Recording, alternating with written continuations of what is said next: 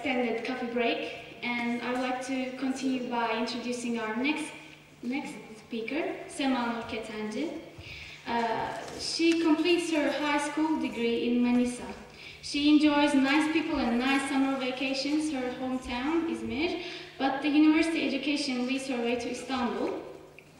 The city offers her too much, several jobs during university education, interesting people to share a flat with, she claims, more bookshops than she used to find in Manisa, hobbies, friends all over the world, and Istanbul gives her some ideas like having her own blog page, publishing her unofficial poem translations, dancing with a crew, and postgraduate studies in the field of literature. Now, before achieving her bachelor's degree, she feels ready to speak before you. Please welcome Sema.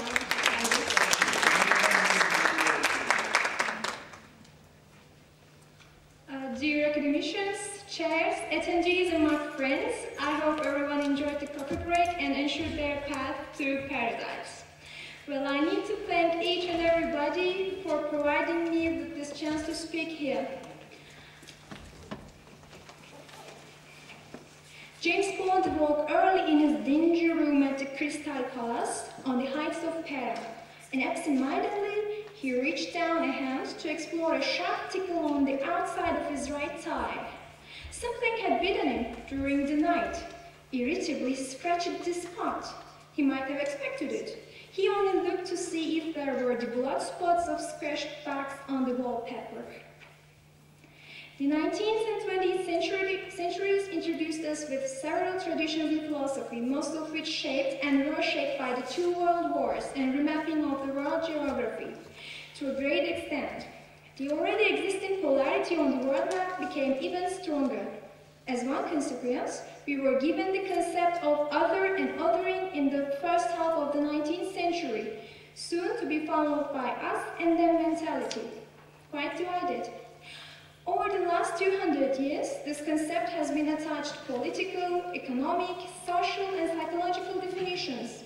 Indeed, we have heard of the term during the studies in literature a number of times, only from different viewpoints and concentrations on it.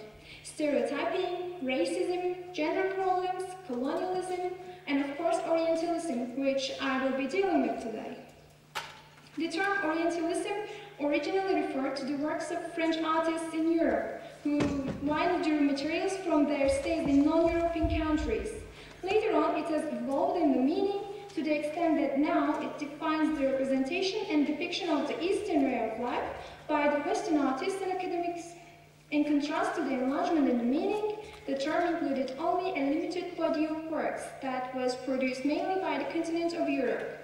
In fact, this system of representation within the continent became so indifferent to the outer voices that in the 20th century, many arguments and controversies were triggered largely by the Palestinian-American literary theorist Edward Said's criticism of it in a number of aspects in his book by the name Orientalism again. In his book, Said demonstrates how the human mind projects the concept of them and the arbitrary nature of these projections with various examples. One of them reads as follows: a group of people living in a few acres of land will set up boundaries between their land and its immediate surroundings and the territory beyond which they call the land of the barbarians. This universal practice of designating in one's mind a familiar space, which is ours, and an unfamiliar space beyond ours is theirs. And it is a way of making geographical distinctions that can be entirely arbitrary.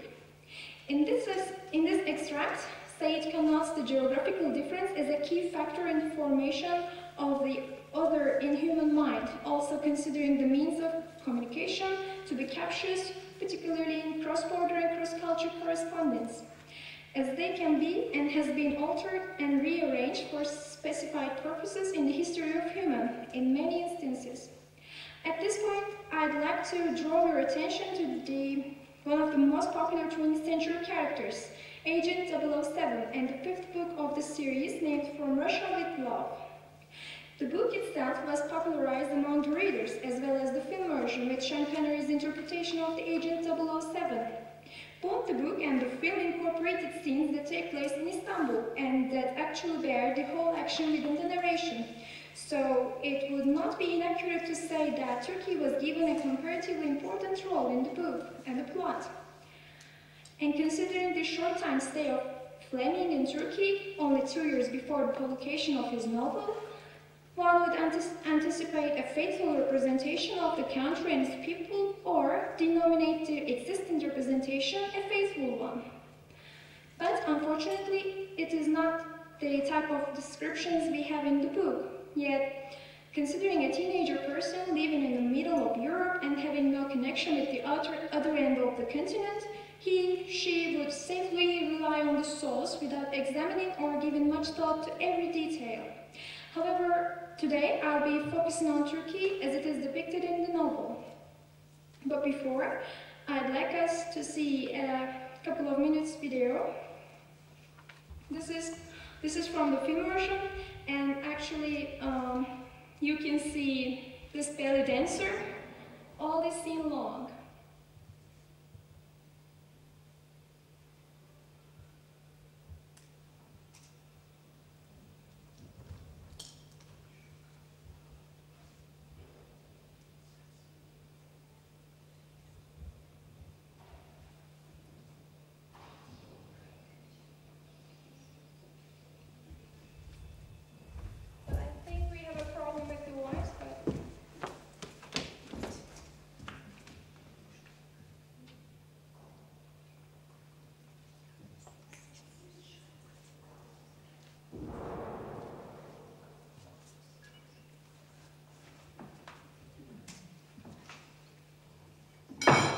Maybe you should just...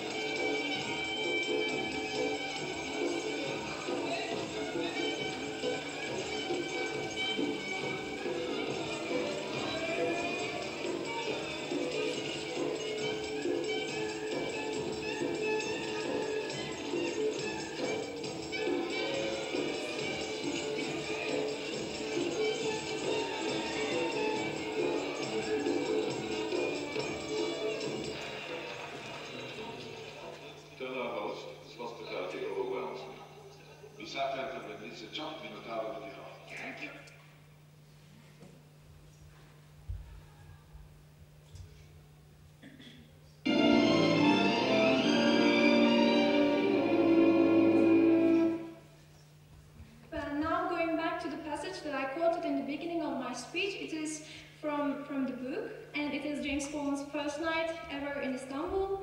And as you have heard, it is completely a fiasco with bedbugs, also with cold water tap and the rope and gravity lifts of the old hotel. Almost every item in a random setting was described to be dusty, dingy, and the tunnels must be full of rats, as the headline of a chapter puts it. It is quite curious that practically every Istanbul scene was depicted negatively, apart from the natural beauty of the Bosphorus or the Golden Horn.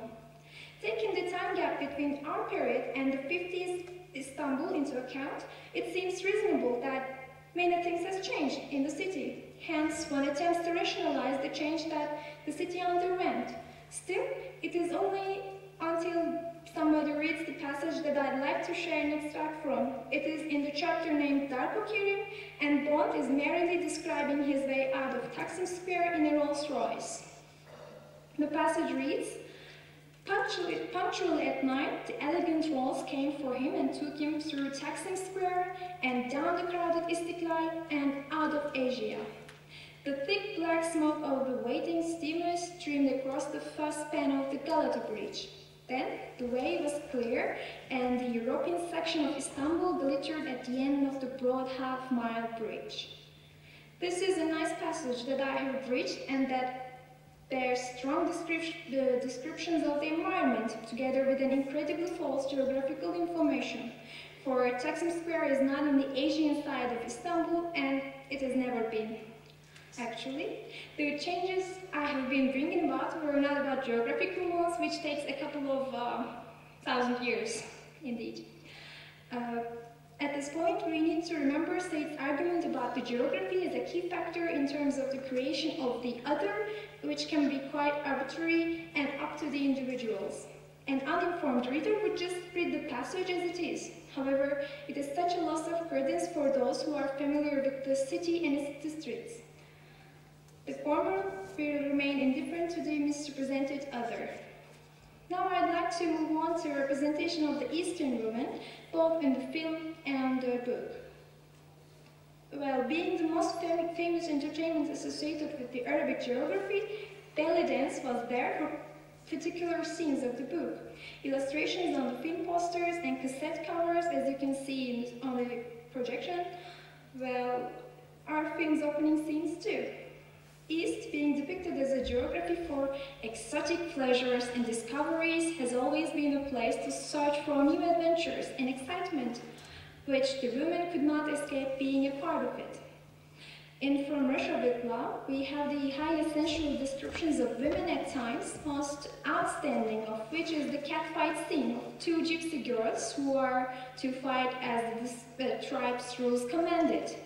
During their fight, they are clearly described like animals, but with sensual details that make the reader imagine them more attractive than angry or else. Here is a passage to render it, where this girl was a lioness, the other was a panther.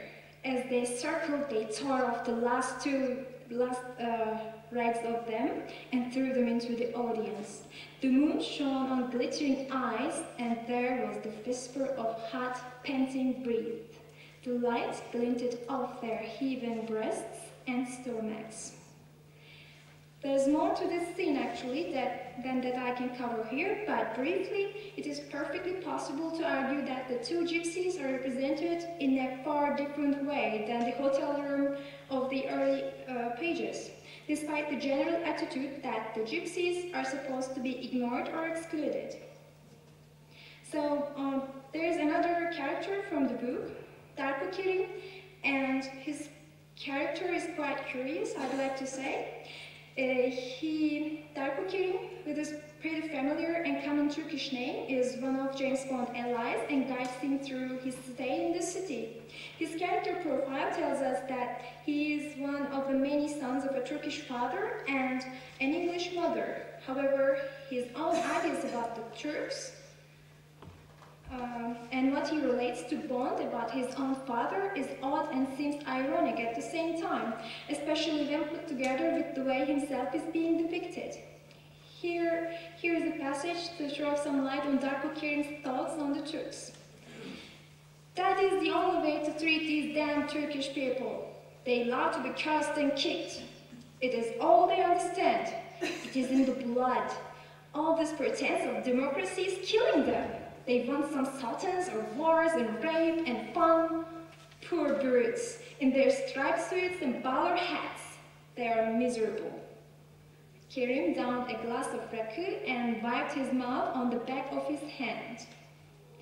So, Darko Kerim, having been a Turk by father and being raised in the Turkish society, but besides allying with Bond, draws a rather divided portrait. Relying on the very description in the book, one would say that he is fit for both sides in some sense. Providing our agent with any help he needs makes him one of them, and his ideas about women and Turkish people do. It is his genetic heritage that makes us one of us. Yeah, his manners too, indeed. It is up to the reader to determine this. which is quite hard. And Darko Kerim is such a character devised in order to give the both sides what they expect to hear or find out. Indeed, he can be a hand to shake for a British agent or a friend to have dinner with for a gypsy chief. To conclude, From Russia with Love is just another novel to give the reader what they want in terms of the sensuality it involves and the general approaches it possesses. Coming back to Said's main focus in this argument, it was on the loss of his own voice among the European and or American representations of it. According to him, it led to several misunderstandings about the East. Now, it is fair enough to hold that in this particular book, only some and the most common ideas are covered. This is how the film and publishing companies provide the reader with the predictable viewpoints which kept them in the safe side, if not made another James Bond. Thank you. Any questions?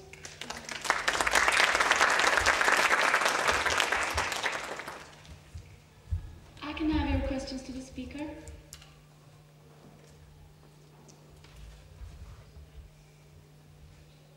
So, no questions?